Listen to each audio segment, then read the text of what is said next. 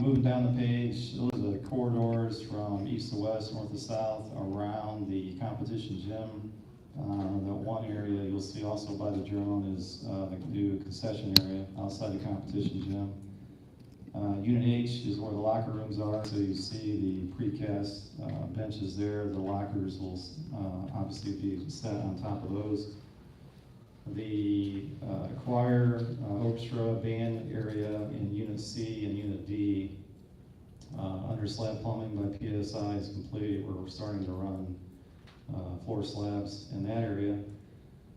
Unit B is actually the auditorium, and what you see there in that picture, and again I'll reference it in the video, that is the riser section of the auditorium. So that the foam blocks you see are structural or high density foam that will then be capped with a concrete floor and steps and the risers, also up on the upper level balcony.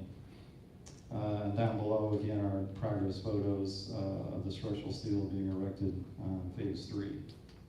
From north to south, as you see when you drive by, units T and U, and then foundations progressing to the south. So the drone video, before I start the video, I wanted to point out, this again is the west student entry. Lower left, you'll see is the south wing of the 9th grade academy that we're getting ready to put out for bid to demo it, just that south wing. That's where the bus lot will go this summer. Anticipation be ready for August when school starts. And then south of the performing arts area, going this way south will be the new student drop-off. So those areas, some of the flat work will be completed in that corner of the building, the project, and also all around the Citadel building. So all that flat work, sidewalks, paving, be ready for school in August. So I'll go ahead and start this.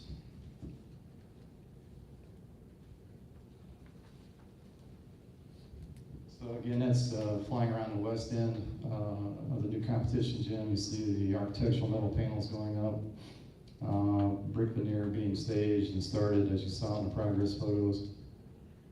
This is just a quick spin through the competition gym. Again, on the finished paint, you see the colors coming through, and the exposed deck painted out white. There'll be that upper cowl wall system, or the glass system.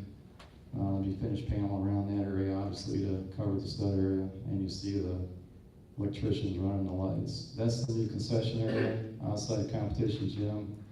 Again, that's in the corridors going east and west, north and south of that area.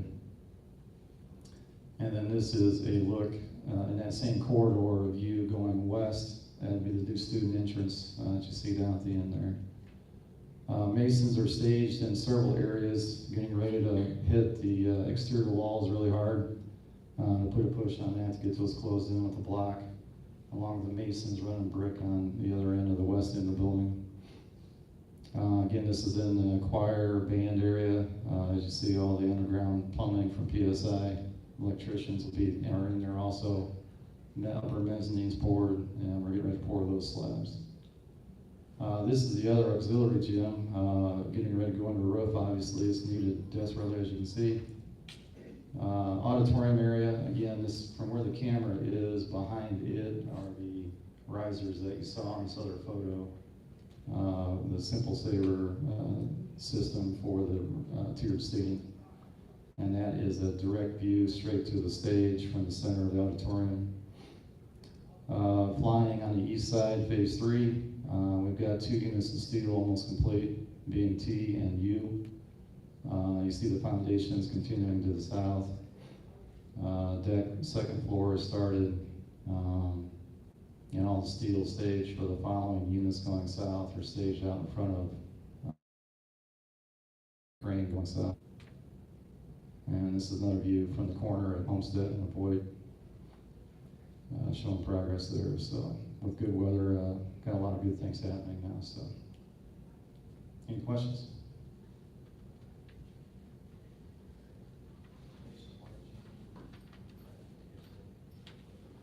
So far, so good. I mean, obviously, we started with a lot of early release packages, roofing, steel, know, the exterior aluminum panels, glass, all those things that are challenged on lead time. We started that a lot earlier than we normally would. I mean, we had to do that all along on this project, as you know. Roofing membrane, you know, we bid that early, and then you know, went through the other negotiations that we did and got that on track. So, you know, it's not getting any better. Let's say that. So we're doing all we can, sometimes out of sequence, for the long lead items to get them on track earlier. So it's a different way of doing business now than what we had to do before. But we got to keep thinking outside the box. So Mark knows how that works too. So. All right. Thank you. Thank you. We have a number of other items, communication items for the community. First of all, community tours will begin tomorrow night with myself and some high school students meeting at different schools. We'll be at Summit Middle School tomorrow at 6:30, and then throughout the next 2 weeks there are times and dates that have been published. We'll get those out to you again. I just wanted to encourage you for a time of listening, sharing, and concern. Sharing over the cheers and challenges for our schools. Should be a good hour and a half to 2 hours with some quick 12 and 15-minute things that will be happening. Congratulations to 18 Homestead juniors who are on the preliminary list of the commended scholars via the College Board and National Merit Scholar Competition for the graduating class of 2023. The preliminary list leads into the final list and monetary awards, which would happen sometime next year. But 18 students is exceptional.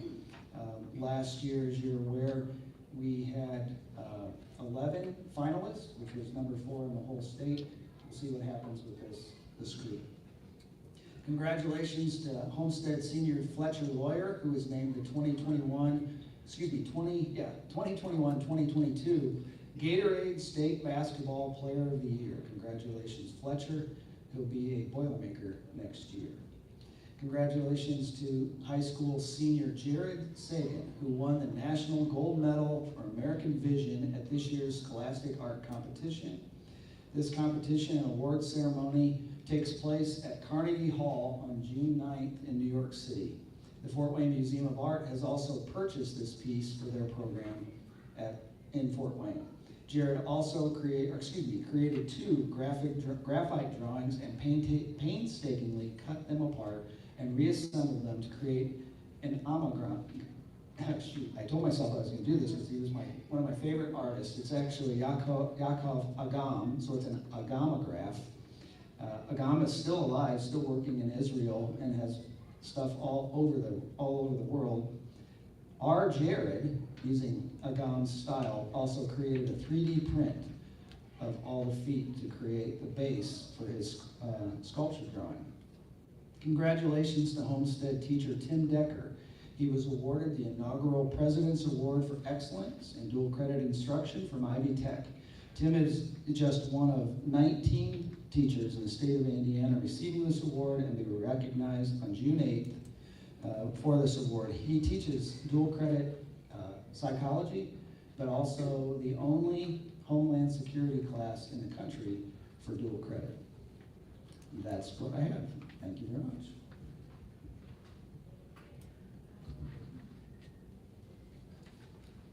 Okay, thank you, Dr. Ginder.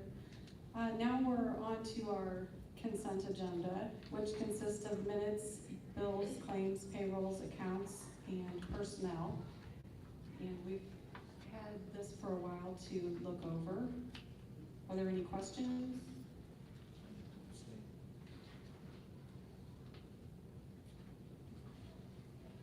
Okay, hearing none. Do I have a motion? That's right.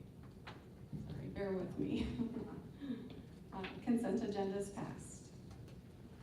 And next, we have a report on our art program.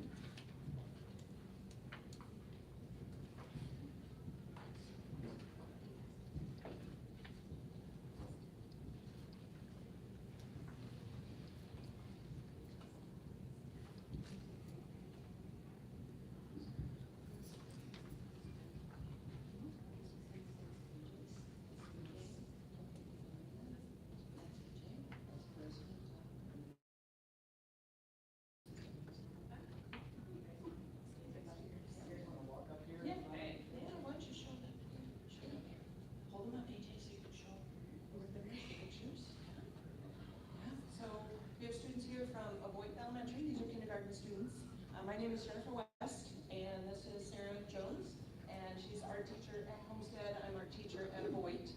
And so Sarah contacted me last September wanting to know if I would like to do a collaboration project with her students and my kindergarten students. She had done it, a couple of years ago with another teacher at Deer Ridge. And so we decided we wanted to do this because it sounded like a lot of fun. And so I started off with my kindergarten students doing a monster drawing. It could be scary, it could be silly, it could be whatever they wanted. And so then we wrote on the back what was their monster, things about it. What did it eat? Where did it live? Descriptive things, just because their drawings are wonderful, but not very hard to tell sometimes. Great. But so we wrote on the back, and then I passed them off to Ms. Jones. Yes, hello. And then my high school students had to discern what they were seeing based on the visual cues that the kindergarten artists have shared with them, as well as filling in some of the details from the interview questions. And then 2 of our high school students are here as well with their kindergarten partners. And this was just a very rewarding experience, I think, for everybody involved. The Monster Project is actually a national project that professional artists participate in every year and partner with their local school systems and actually make published books with their professional illustrations alongside the students. So I kind of took inspiration from that.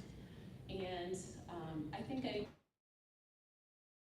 part of our collaboration as well is that 19 years ago, I did my student teaching here at Homestead with Jennifer West. And so it's kind of coming full circle for us to be in partnership together. But we would like to share with you a short video that Stacy Fleming put together, sharing some of the reveal. We had several of the high school students come over to Beloit after school to reveal their projects to the young artists outside in the cold weather, unfortunately. But it was really, really neat to see their reactions. And so we'd like to share a little glimpse of that with you. And then what we did at Beloit is, because this was such a unique experience, is just a couple months ago, I put up an art gallery so the whole school could see it, because there were 60 of these, about 60, and they're all different, they're all amazing. And so we had a school gallery for the whole school to see, and we also did it where the parents could actually, because then finally things were opening up, and then some parents could walk in again, I think. Oh, okay.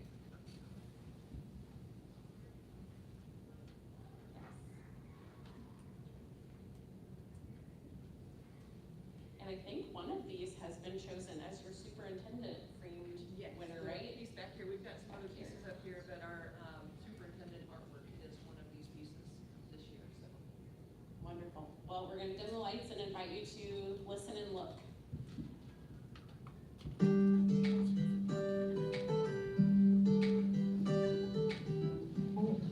We, as well, the Homestead Art class for our drawing class, we were given some of the Beloit kindergartners artwork, so they drew these monsters. And our assignment just was to try and take it and reinterpret it in our own way, but also stay true to what they did. One thing that they did do though was that they had like these cute little interviews for the monsters on the back. In a house, in a cave, Cheese. It's a spider monster that eats cheese. And where does he live? In the forest. It's a cupcake monster and it has a lot of sharp teeth and some tentacles that are alien tentacles. And its name is Cupcake and it eats gummy bears. This on the left is my student Irina's interpretation. This is a cupcake monster. It eats gummy bears and it lives in gummy bear world. And then this on the right is my interpretation. I tried to keep most of the colors together, and I also tried artist used. So I stuck to Crayola markers for the entirety of the coloring process. Mine just happened to be a creepy creature that eats underwater animals, and I fully utilized that interview with the monster to try and help push mine time. You did a scary monster with the name of Jay, who lives on the moon and eats donuts. Easy. Ready? Turn it around. Flip it around. Wow! Alrighty, so your monster's name was Chunky and he was scary and lives in a volcano and eats people. Wow!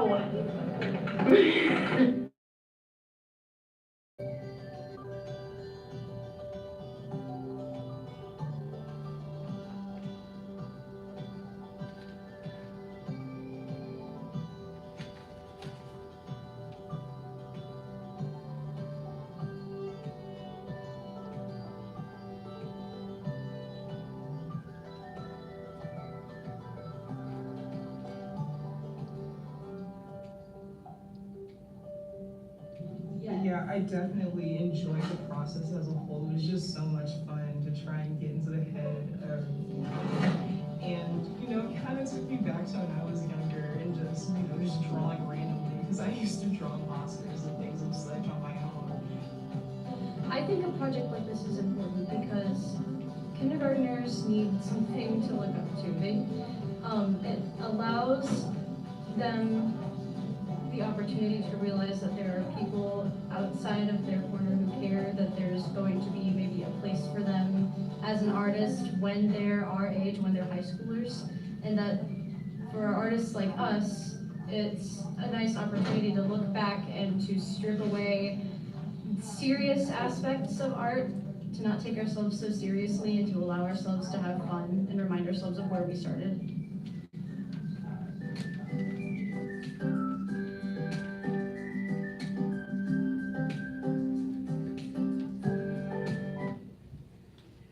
I think that deserves a round of applause.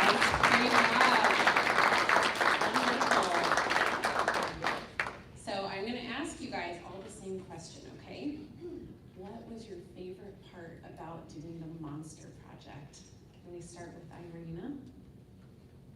That we drawed and that Miss West comes around and said what it lives and what it eats and where it lives. So you really liked thinking about where the monster lived and imagining all of the details? Is that what you're trying to say? Okay, awesome. What about Bryson? All the drawing and coloring. You liked actually making the monster. Okay. What about you, Andrew? I agree with Bryson. Okay. Cassie, can I pick on you? What was your favorite part? Well, I did this back freshman year, and I think I took myself a little too seriously when I was doing it that first time around. I was so scared. I wanted it to be perfect because I wanted to be able to convey had been given to me well. This time, I think not worrying so much about it helped me have a better final product. Stripping away, using Crayola materials, just doing whatever I felt like doing instead of nitpicking at it constantly. It was really, really, really fun. And you did a couple, didn't you? And how about Jasmine? What was your favorite part of this project? I had so much fun doing this. Well, I guess before I could even get into what I really like the most, I guess I was really worried going into this just because I know my style can be very graphic at times. I take a lot of inspiration from a lot of comics and manga, and they tend to have very violent things in them. So as I got a violent monster, it was like, whoa, this is right up my alley. But let's try not to scare any children. So I guess my favorite part was just kind of thinking about how I was going to put it together, because I took so many references for this. I referenced one of my favorite artists. But then I was also thinking about things in real life too. So like the head, I thought of like maybe a Sphinx cat, for instance, and other parts I was kind of taking from life. And I just really love putting all those things together, and I'm really happy with how it turned out. Awesome. Did you have anything else, Mrs. West? I think you guys did so amazing, and I can't wait for you to be in my art club. Great job, everybody.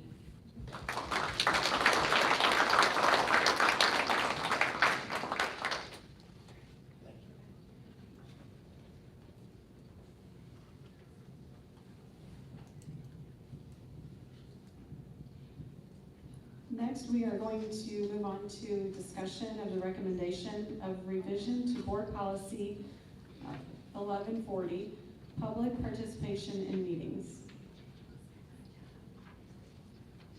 Thank you, Mrs. Couch.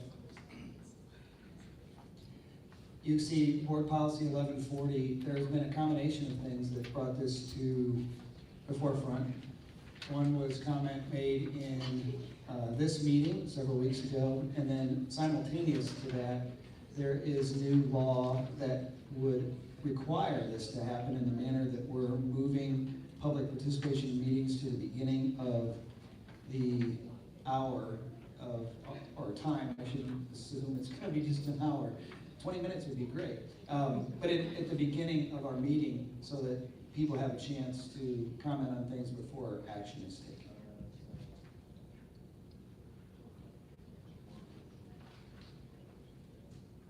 Is there any discussion? Makes perfect sense, right? You said it very well at the meeting before. Is it going to be at the beginning of the whole meeting or at the beginning of that section of the meeting? Whole meeting.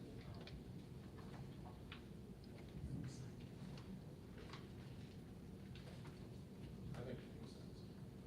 Would we want to move this to an action item so that we could have comment following this and make it tonight, or do we wait?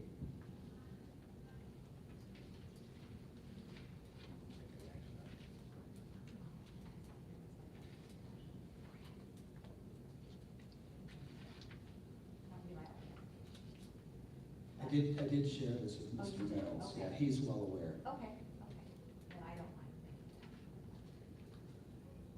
So I move we make it an action item. Second.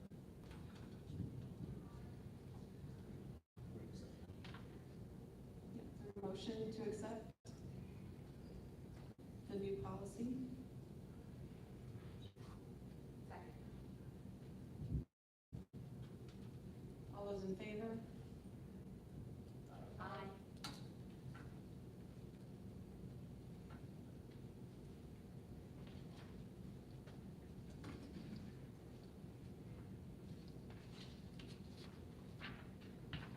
So with We the, are starting. yeah, with the passing of this, I would like to say, we stop the meeting now, allow for comment now, and then in the future, this will be, we'll have our pledge, and then communications, and then we'll go directly to public comment. Okay. So first up, we have Sue Rehnquist. It's actually timely. So, what you guys just approved, I mean, the only thing that makes it more difficult is that we don't have your dialogue, so it's hard to comment on it before you take action. So now we're predicting what you're gonna say, rather than Close to the commenting microphone. after it's said. Is it working? Yeah. There you go. But all that said, it is good timing because the one thing I wanted to comment on was your attendance policy that you guys are looking to take action tonight. And if you're okay, I'd like to pass out something that I had highlighted some things regarding this, because in that, you guys cite the Indiana Code 514, 1.5 to 3.5. And in that, do you mind passing this out? Because I highlighted a couple things. First off, the law states, which is all laws, you cannot make your local law less restrictive than the state law. That's just standard policy. You can make it more restrictive, but not less restrictive, and that's on page 2 at the bottom. And then the following page, it says, said, like limiting the number of participations and stuff like that, but where I'm highlighting the most is on the fourth page, I think it is, H, where it says, a member of the governing body may not attend more than 50% virtually. You guys have proposed 80%. And if you do the math, it's not 80% anyways, because you can only do it two and then one. So the most you would be able to attend is 66.67, because it's a third, is in person. But this says it can't be more than 50. So that's my only. But that's in a calendar year, so what? In a calendar year, right. Yeah, so the way this is written actually makes it more restrictive on the board members if they need to be here for 80% of those meetings in a calendar year. No, actually it says 80% can be virtual, is what I read, the way it's struck. That was a typo, but in it says 80% can be virtual. I see what you're saying. I thought that that's what you said, 80% had to be present. Yeah. Right, but then when I read through your thing this afternoon, I was like, wait a minute. Yep, that's an error. Anyways, Yes, thank you. that's my comment. Thank you. Next we have Sean McCarthy.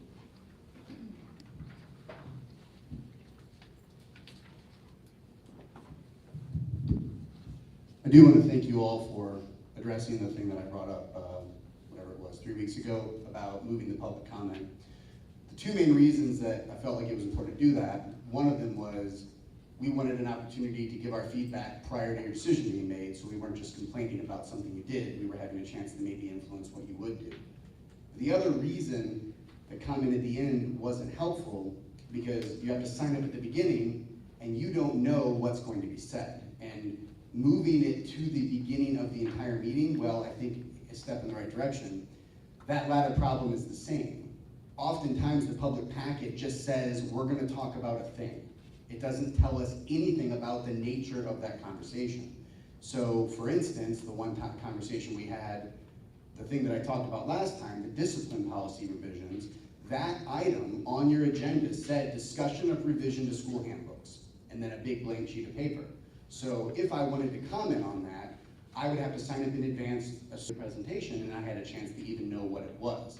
So I would have absolutely no way to contribute to that dialogue, because the packet didn't reflect anything substantial about the actual dialogue that you guys had about the topic. So if it's going to be something where our presentation, the public comment, has to occur prior to any engagement from the board, then the packet that we have access to needs to give some summary, a meaningful summary that allows us to form some conclusions and decide whether we have anything to say. Otherwise, you end up with people preemptively signing up, which is, I mean, I do that now out of habit.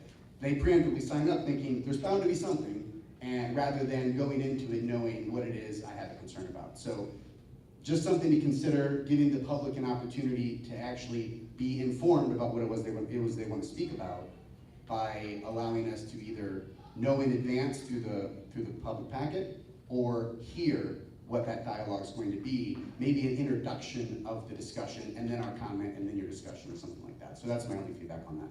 Thank you. Thank you, Sean. Moving on, we are going to have a discussion on the recommendation of overseas field trip, which is Portugal and Germany, during the summer of 2023.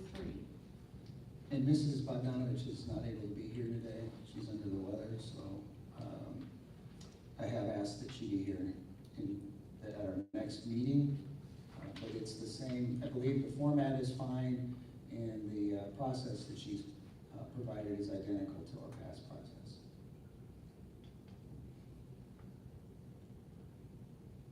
So it will be an action item though next time, since we already have the packet. Yeah.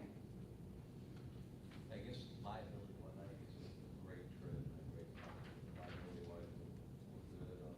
We have insurance on both two ends. We have insurance on our end, and we also have insurance through the company that's sponsoring. Okay. So we're very covered.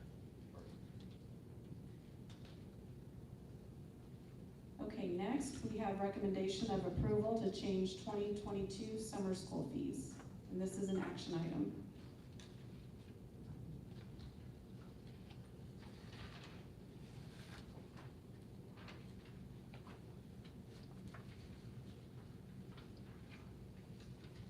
Good evening. I'd like to explain the change that we are proposing for our summer school fees. We have gone through all of the courses that we typically offer during summer school and revamped those, creating most of our resources into digital type resources. That necessitated a change in the billing for these courses. Typically, in past practice, a student would pay $30 to $35 for summer school, but by moving most of these resources to digital type formats, we're able to get the cost for the summer school course down to $20.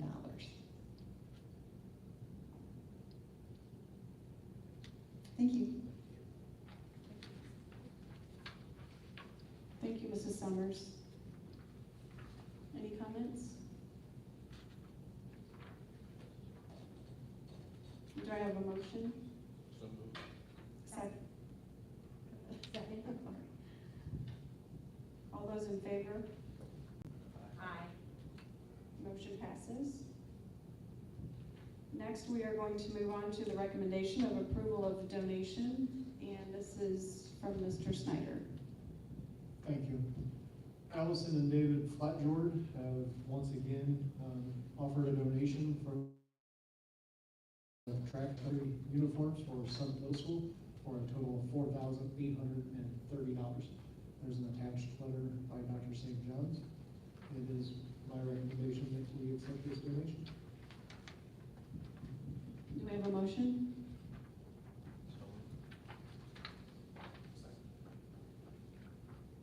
All those in favor of accepting the donation, say aye. Aye. Motion passes.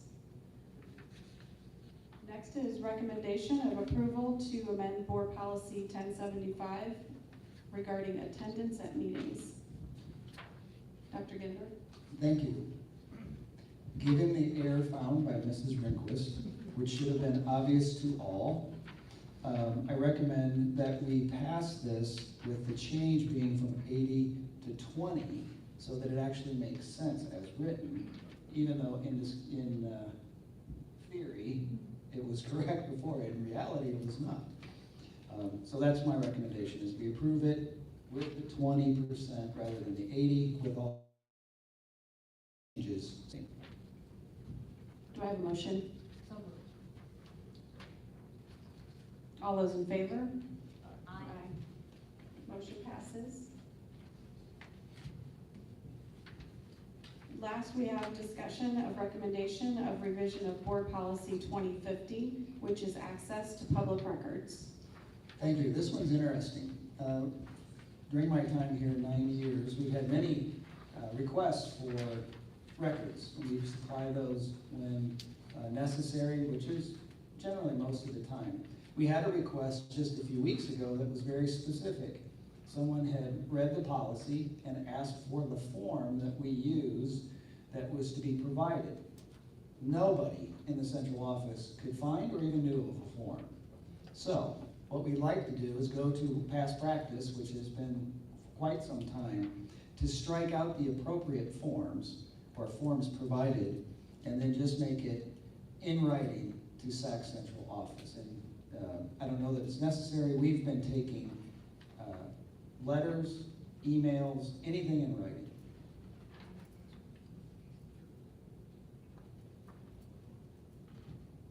Is there any discussion on this matter?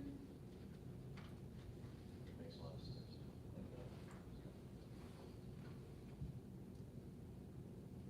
Okay, with no further items on our agenda, we are adjourned.